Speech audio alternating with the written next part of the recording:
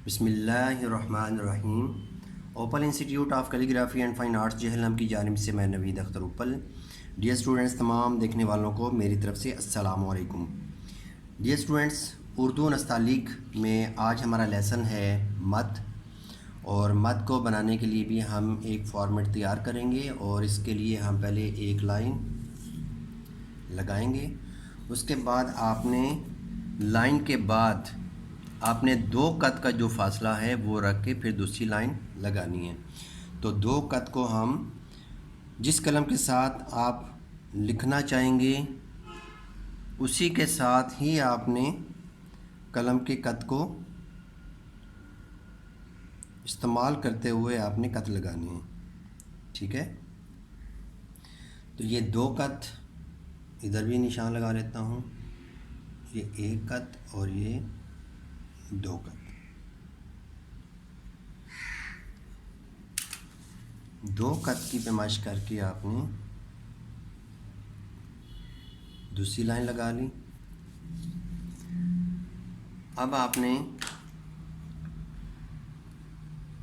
मद को लिखने से पहले आपने ये देखना है कि जो कलम का जो ज़ाविया है वो आपने कौन सा रखना है। कलम के कत के ज़ाविये को आप देखिएगा कि मैंने लेसन नंबर 3 के अंदर मैंने नुक्ता मुदव्वरा कम्प्लीटली सिखाया हुआ है। जिन स्टूडेंट्स ने अभी तक लेसन 3 नहीं देखा वो लाजमी देख लें, क्योंकि उसी से ही रिलेटेड ये आगे मद बनेगी।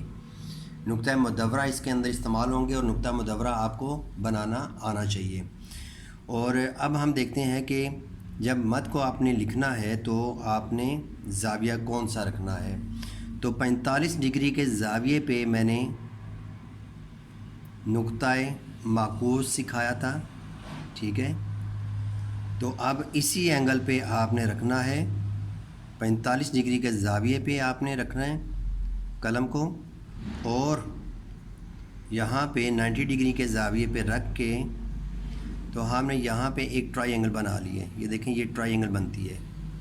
फिर आपने ये जो नोक है, इस नोक से इस पॉइंट तक आपने इसका दरमियान ले लेना है।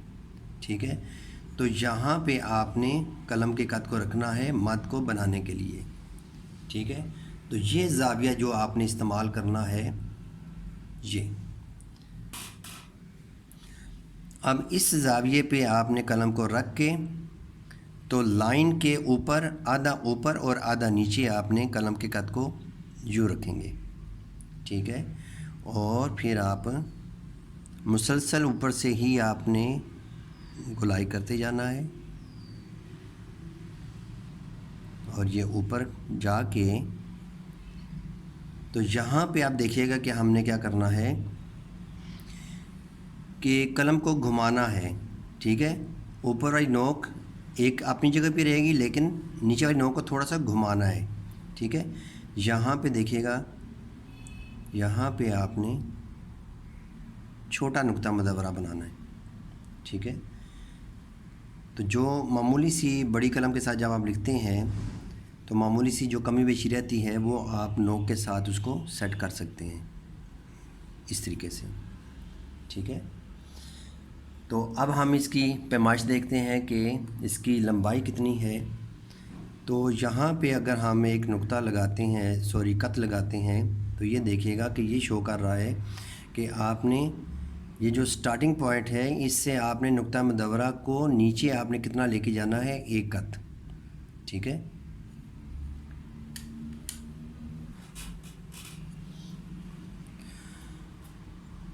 अब आपने यहाँ से पैमाइश शुरू करनी है। ये एक कत, दो कत और ये पूरे 3 कत। ऊपर मैं इसलिए लगा रहा हूँ ताकि ये ख़राब ना हो। ठीक है, तो ये 3 कत है, और अगला जो नुक्ता मुदव्वरा है वो भी तकरीबन 1 कत इसकी चौड़ाई है। ठीक है, तो जो नोक है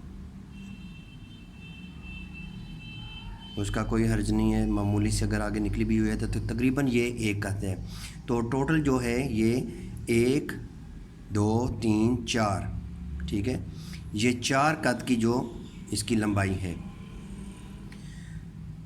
और इसकी जो गहराई है इसके स्टार्टिंग पॉइंट से, ठीक है, ठीक है, ये है इसका स्टार्टिंग पॉइंट। इसको मैं शो कर देता हूँ लाइन लगा के, ये ठीक है। यहाँ से हमने देखना है कि इसकी गहराई कितनी है। तो इसकी गहराई होती है 1.5 कत, ये 1 कत, और फिर ये देखेगा ये पूरा आधा कत है आगे, ठीक है। तो ये 1.5 कत इसकी गहराई है ऊपर से लेके नीचे तक। तो डियर स्टूडेंट्स, अभी हम छोटी कलम के साथ भी थोड़ी सी प्रैक्टिस करते हैं। और छोटी कलम के साथ जब आपने लिखना है तो इसके लिए भी आपने फॉर्मेट तैयार कर लेना है। एक लाइन लगाने के बाद यहाँ पर भी आपने 2 कत का फासला देना है।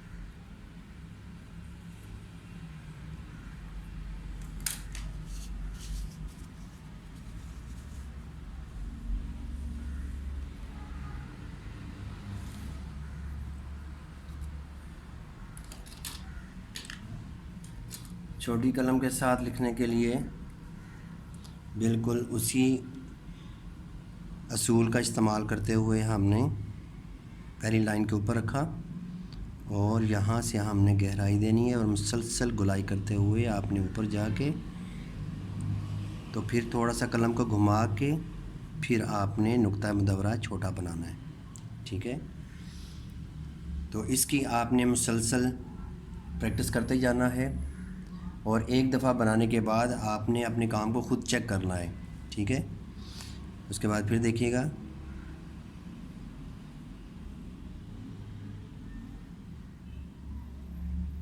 ठीक है। तो ये है मद। अब मद जो है एक छोटी मद भी होती है, तो उसको देखिएगा आप किस तरह बनाएंगे। अब जो पहला नुक्ता मुदव्वरा है उसको आपने छोटा कर देना है, ठीक है। ये देखिएगा, शुरू आपने उधर से ही करना है, ऊपर जाके साथ ही आपने नीचे आना है। सॉरी, ये थोड़ी सी ख़राबी हो गई है, मैं दोबारा से लिखता हूँ, सही ज़्यादा लग गई है। तो इस चीज़ का भी ध्यान रखना है कि आपने सही ज़्यादा नहीं लगानी, ठीक है। अब ये मद इस्तेमाल होती है जब आप किसी हरफ के एंड पे हाई होज़ लगाते हैं, जैसे आप लफ्ज़ लिखते हैं ये, ठीक है, उसके लिए भी इस्तेमाल हो सकती है। और अलिफ़ के ऊपर भी आप मद का इस्तेमाल कर सकते हैं। तो मैं उम्मीद करता हूँ कि आपको आज का लेसन बहुत अच्छा लगा होगा। तो इंशाल्लाह नई वीडियो के साथ दोबारा हाज़िर होऊंगा। इजाज़त चाहूँगा। अल्लाह हाफ़िज़, अस्सलामु अलैकुम।